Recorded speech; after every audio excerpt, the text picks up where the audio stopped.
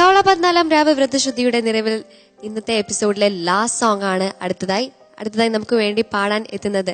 14-ാം രാവ് season 1-ലെ title വിന്നറായ നമ്മുടെയൊക്കെ സ്നേഹത്തോടെ ബാദു എന്ന് വിളിക്കുന്ന നമ്മുടെ ബാദുഷയാണ്. So let's enjoy the song.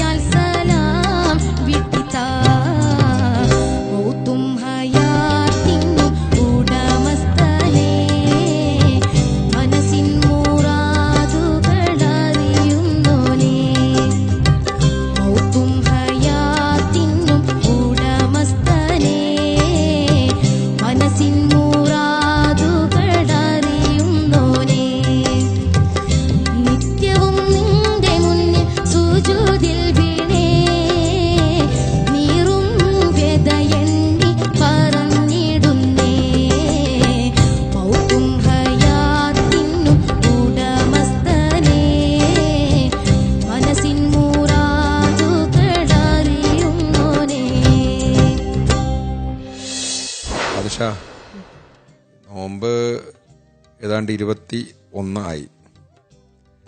നോമ്പൊക്കെ നോറ്റോ? എല്ലാ വർഷവും അങ്ങനെ നോമ്പ് പൂർണ്ണമായിട്ട് എടുക്കാറുണ്ടോ? പിന്നെ നിങ്ങളൊക്കെ പ്രായത്തിൽ ഞങ്ങൾക്കൊക്കെ നോമ്പ് എടുക്കാനുള്ള ഒരു മത്സരമായിരുന്നു സ്കൂളിലൊക്കെ പോകുമ്പോൾ. അപ്പോൾ ഏതായാലും ഈ ഒരു പ്രായത്തിൽ നോമ്പ് പൂർണ്ണമായി ഇങ്ങനെ എടുക്കാനുള്ള ഒരു ആവേശം ആ കുട്ടിക്കാലമൊക്കെ ഞങ്ങൾക്ക് ഓർമ്മ വരികയാണ്. പാടിയത് നല്ലൊരു പാട്ടാണ്. ദാസേട്ടൻ്റെ പാപ്പു പുള്ളിയോറമ്പ് എഴുതിയ ഔക്കുബായുടെ നല്ലൊരു പാട്ട്. എല്ലാവർക്കും അറിയുന്നൊരു ഭക്തിഗാനമാണ്. ഈ കാലത്ത് ഏറ്റവും അനുയോജ്യമായൊരു പാട്ട്. പിന്നെ നോമ്പിൻ്റെ ചില വിശേഷങ്ങൾ ഞാൻ നേരത്തെ ഇത്തിക്കാഫിനെ കുറിച്ച് പറഞ്ഞു, പള്ളിയിൽ ധ്യാനം ഇരിക്കുന്നതിനെ കുറിച്ച് പറഞ്ഞു. അത് ഏത് പള്ളിയിൽ ഇരുന്നാലാണ് കൂടുതൽ പുണ്യം കിട്ടുക എന്നൊരു ചോദ്യമുണ്ട്. നമ്മുടെയൊക്കെ നാട്ടിലുള്ള പള്ളികളിലൊക്കെ ഓരോരുത്തരുടെ സൗകര്യത്തിനനുസരിച്ച്. പക്ഷേ മസ്ജിദുൽ ഹറം, മസ്ജിദുൽ അഖ്സ, മസ്ജിദുൽ നബവി എന്നീ 3 പള്ളികളിൽ കൂടുതൽ പ്രാധാന്യമുണ്ട്. അതുകൊണ്ടാണ് നബി ആരാധനാ കർമ്മങ്ങൾ നിർവഹിച്ച മസ്ജിദുൽ ഹറം, മസ്ജിദുൽ നബവി തുടങ്ങിയ പള്ളികളിലൊക്കെ ഇസ്ലാമിൽ വളരെ പ്രാധാന്യമുള്ള ഒരു പള്ളിയാണ് മസ്ജിദുൽ അഖ്സ. ഈ 3 പള്ളികൾക്ക് കൂടുതൽ പ്രാധാന്യമുണ്ട്, കാരണം അവിടെ കൂടുതൽ പുണ്യമുണ്ട്. അതുകൊണ്ടാണ് ഈ നോമ്പ് കാലത്ത് ആളുകൾ ധാരാളമായി ഉംറക്ക് പോകുന്നത്. ഉംറക്ക് പോയിട്ടില്ലേ? അവിടെ പോയിട്ടില്ലേ? അതൊരു വലിയ അനുഭവമാണല്ലേ. ഈ പ്രായത്തിലൊക്കെ ഉംറക്ക് പോകാൻ കഴിയുക തന്നെ വലിയൊരു ഭാഗ്യമാണ്. കാരണം മദീനയും മക്കയും കാണാൻ കഴിയുക, കഅബ കാണാൻ കഴിയുക. നമ്മൾ ദിവസവും കഅബയ്ക്ക് നേരെയാണ് പ്രാർത്ഥിക്കുന്നത്. ആ ഒരു ഭവനം കാണാൻ കഴിയാൻ ജീവിതത്തിലെ വലിയ ഭാഗ്യമാണ്. ഇങ്ങനെ ഈ ജീവിതത്തിൽ എത്രയോ തവണ ഓരോ ദിവസവും 5 നേരം കഅബയ്ക്ക് നേരെ പ്രാർത്ഥിച്ച് ജീവിതത്തിൽ ഒരിക്കലും അത് കാണാതെ മരിച്ചുപോയ ആളുകളുണ്ട് നമ്മുടെ നാട്ടിലൊക്കെ. കാരണം ഒരുപാട് സാമ്പത്തിക സൗകര്യങ്ങളൊക്കെ അതിന് വേണം. ആ ഒരു കാര്യത്തിലൊക്കെ ബാദുഷ വലിയ ഭാഗ്യവാനാണ്, ഈ പ്രായത്തിൻ്റെ അത് കാണാൻ കഴിയാന്ന് പറഞ്ഞാൽ. അപ്പോൾ മസ്ജിദുൽ ഹറമിൽ, മക്കത്ത് പള്ളിയിൽ ഇത്തികാഫ് ഇരിക്കുന്നതിന് കൂടുതൽ പുണ്യമുണ്ട്. അതുകൊണ്ട് ഉംറക്ക് ഒരുപാട് ആളുകൾ, ഈ സമയത്ത് വലിയ തിരക്കാണ് അവിടെ, ലക്ഷക്കണക്കിന് ആളുകൾ, ഏതാണ്ട് ഹജ്ജിന് എത്ര ആളുകൾ വരുന്നു അത്രയും തിരക്കാണ് അവിടെ ആളുകൾക്ക്. കാരണം പ്രത്യേകിച്ച് അവസാനത്തെ 10 ആളുകൾ ഇത്തികാഫ് ഇരിക്കാൻ വേണ്ടി മക്കത്ത് പള്ളിയിലേക്ക് പോകുക എന്നുള്ളതാണ്. ഇതൊക്കെ വ്യക്തമാക്കുന്നത് നോമ്പിൻ്റെ വിശേഷമാണ്, നോമ്പിൻ്റെ പുണ്യമാണ് എന്നുള്ളതാണ്. അതുകൊണ്ട് ആ ഒരു പുണ്യത്തിൻ്റെ, ആ ഒരു ഭക്തിയുടെ നിറവിലാണ് മോനിപ്പോൾ ഒരു നല്ല പാട്ട് പാടിയത്. തുടർന്നും ഞങ്ങൾക്കൊക്കെ ബാദുഷയെ എല്ലാവർക്കും അറിയാമല്ലോ, ബാദുഷയെ പാടാനുള്ള കഴിവ് എല്ലാവർക്കും അറിയാം. തുടർന്നുള്ള എപ്പിസോഡുകളും ബാദുഷ നല്ല നല്ല പാട്ടുകൾ പാടുമെന്ന് പ്രതീക്ഷിക്കുകയാണ്.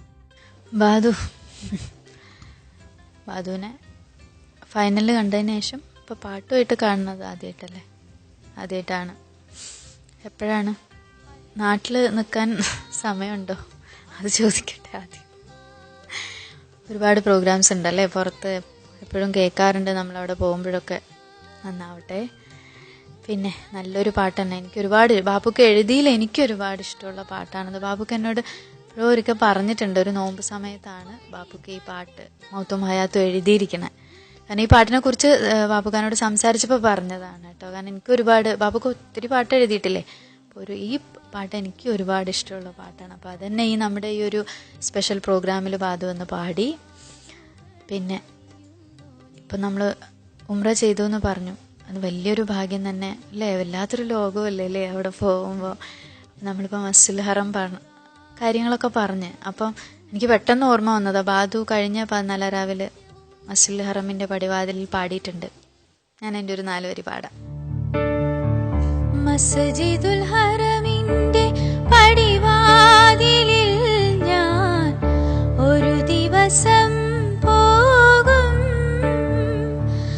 എൻ്റെ മലിക്കുൽ ജബ്ബാറിൻ്റെ തിരുമുൻപിലൊരിക്കൽ വീണു നമസ്കരിക്കും ഞാൻ, കേണുതുവായിരിക്കും.